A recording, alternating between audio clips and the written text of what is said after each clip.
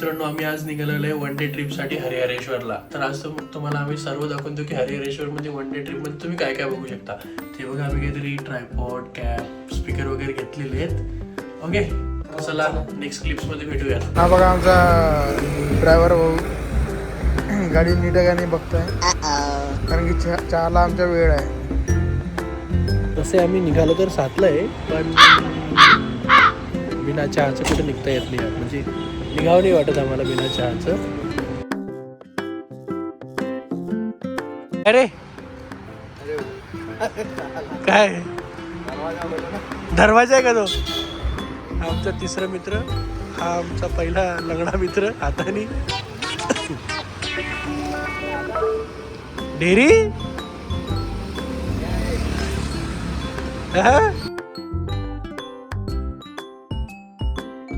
पंपावरती, pump म्हणजे काय, nitrogen भरायसाठी.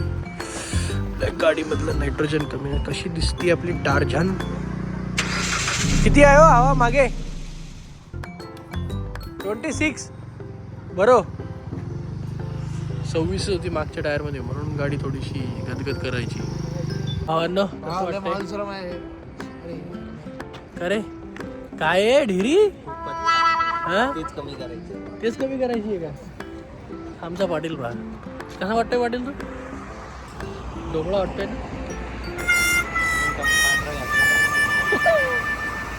Hero आहे बा तो. चप्पल पाय ना, बाटाची चप्पल आणि आयफोन. Finally to Harihareshwar. मित्रांनो, लाल मातीत आलोय. सनस्क्रीन लावून गोरा नसते राहत माणूस, काळा तर काळाच पडणार आहे. तू समजला का? ते गोरे माणसं समजू शकते फक्त. हो का?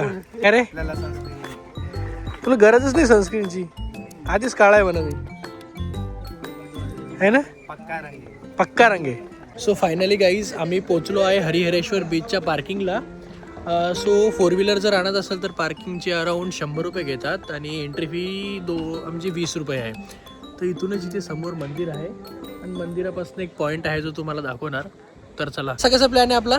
तर आता आपल्याला बघा, आपल्याला मंदिर पण करायचं आहे आणि तो डॉल्फिन पॉईंटचा जो व्ह्यूचा जो पॉईंट आहे तो पण बघायचा आपल्याला. आणि आपल्याला बीचवर सुद्धा जायचं आहे. इथून आपण डायरेक्ट मंदिराला जाऊ. पहिले मंदिरात डॉल्फिन पॉईंट, वर चढून आपल्याला डॉल्फिन पॉईंट बघायचा आहे. त्यासाठी आपल्याला खाली उतर लागेल आणि मग तिथूनच प्रदक्षिणा मारून आपल्याला बीचवर जाता येईल.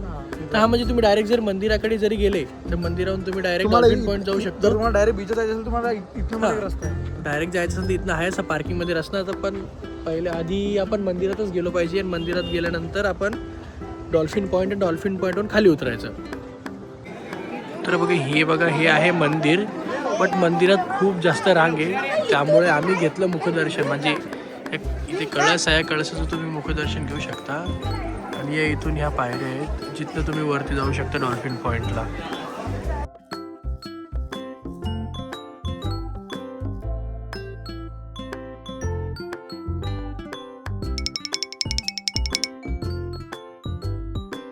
हा आहे आपला डॉल्फिन पॉईंट.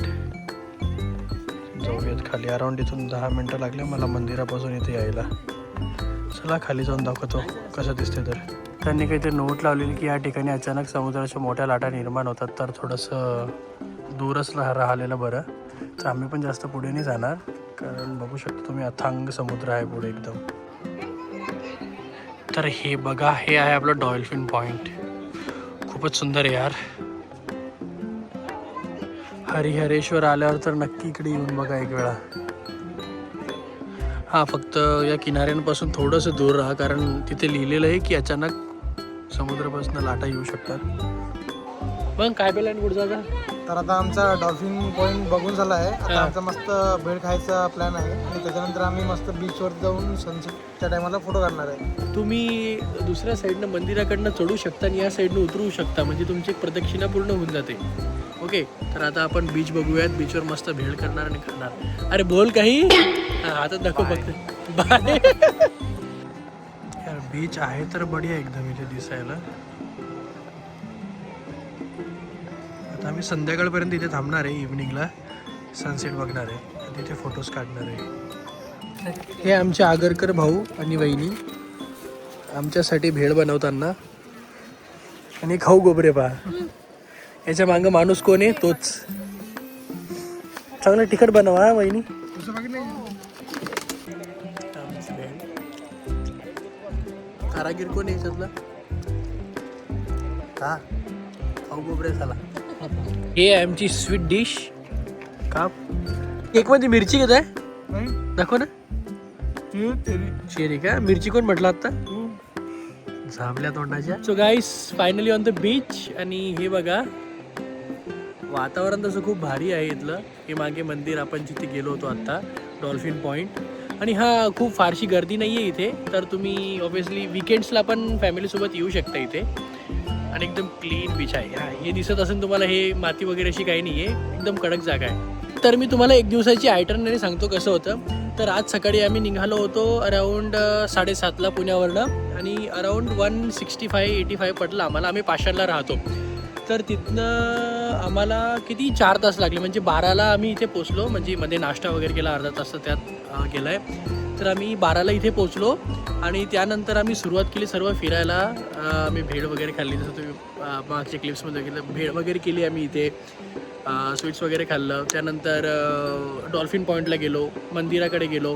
आणि त्यानंतर आम्ही इथे आलो. तर आता अराऊंड 4-4:30 होत आहे तिथे. तर म्हणजे तुम्ही ऑलमोस्ट इथे म्हणजे हाफ 1 डे ट्रिप कन्सिडर करू शकता पुण्यावरनं येत असणार तर.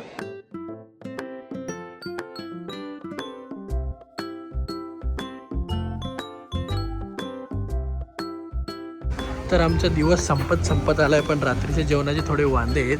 म्हणून आम्ही इथे हॉटेल साईरामला थांबलो आहे जेवणासाठी. सांगू जेवण कसं होतं तर तुम्हाला. म्हणजे तामिनी घाट लागायच्या आधीच हॉटेल आहे हे हॉटेल साईराम. एकदम लेफ्ट साईडला आहे, तामिनी घाट लागायच्या आधीच. तर रिव्ह्यू नक्कीच देतो तुम्हाला. मग सांगा भाऊ रिव्ह्यू कसं आहे हॉटेलचा आता तुम्ही? जेवण तर छान होतं, फक्त आम्हाला पनीर टिक्का मसाला नाही आवडला, पण बाकी जेवण छान होतं. दुसरं काय? व्हेज मराठा छान. व्हेज मराठा ऑर्डर करू शकता तुम्ही. आणि नॉमिनल चार्जेस आहेत, बाकी सगळ्या जे हॉटेलमध्ये असतात ना तेवढेच. फीडबॅक एक राहील, फिंगर बाउल नव्हता. फिंगर बॉल नव्हता, निंबूही नव्हतं. सो अशाच प्रकारे आमचं 1 डे ट्रिप संपला आहे इथे. आणि हे बघा आजचा रन होता आमचा 355 किलोमीटर्स. आणि रात्रीचे 12:30 वाजलेत. Bye bye.